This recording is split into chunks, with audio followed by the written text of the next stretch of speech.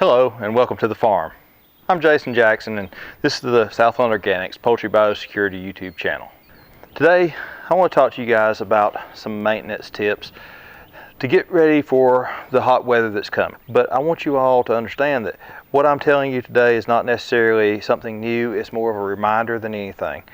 You guys already understand a lot of it, but they're just maintenance items.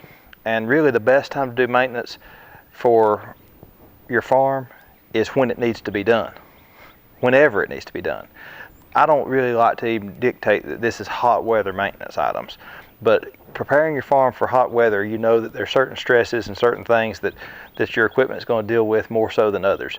So we don't worry so much about some of it in certain times of the year. But like I said, maintenance needs to be done whenever maintenance needs to be done. The old saying is you should schedule time for equipment maintenance or your equipment will schedule the time for you. I believe that that's very true. I found it true for myself on my own personal farm. So I hope that these tips help you guys a little bit.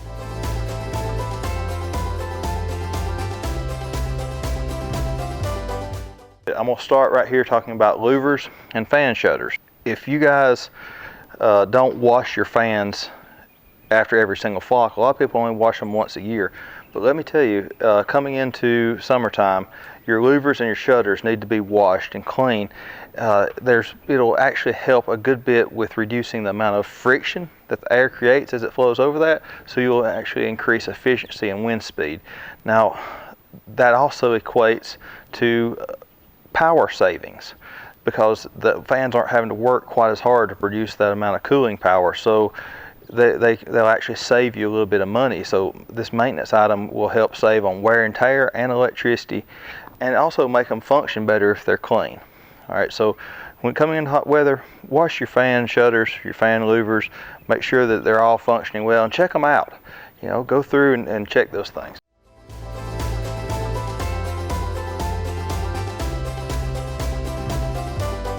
Now, a lot of you may not have this particular setup where you have, cool pads on the front of your houses, but on these large 66-foot wide houses, we have some evaporative cooling systems on the very front of the houses. These pads are very essential in the south where I'm located for keeping the birds cool in the summertime. This particular setup here is fairly easy to maintain. Some of them are a little bit more difficult, but one of the things I think you all ought to do is you can come and drain the sumps, fill them up with water, and then drain them back out, flush them, and get any debris out of that, because any type of debris that's in there is a good place to start forming algae. That's a lot of people have spend lots of time washing their cool cell pad, and that's nothing new. A lot of you do that every single year, and it prolongs the life of them if you do it properly. Keeping them clean actually helps increase airflow, saves on electricity again, and helps with cooling as well. So washing your cool pads is an important step that most of you already know about, but cleaning the sumps out is another step that you may not have thought about.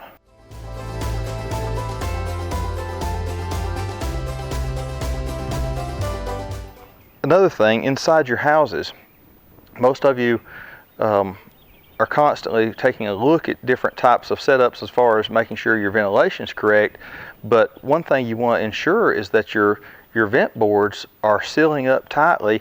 When you do go into tunnel, you want every bit of air that you can get pulling through the cool cell pads. So go through and check all of your vents. Make sure that all the vents are closing securely and tightly, and make sure that you have adequate airflow coming through your tunnel inlet, as opposed to seeping around in areas where you're sealing off with your regular vent inlets.